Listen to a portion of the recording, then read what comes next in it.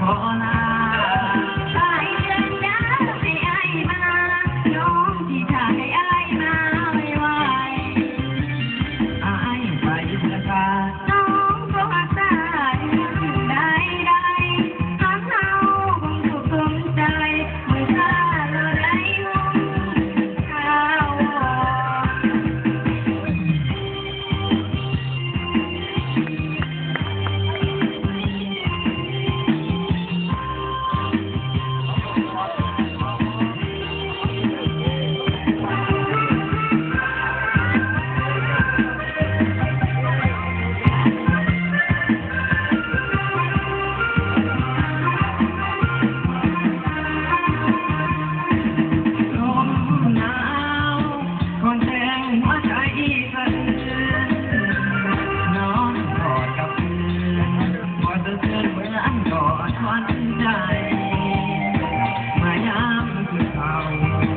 เจ้ายามจากมาไกล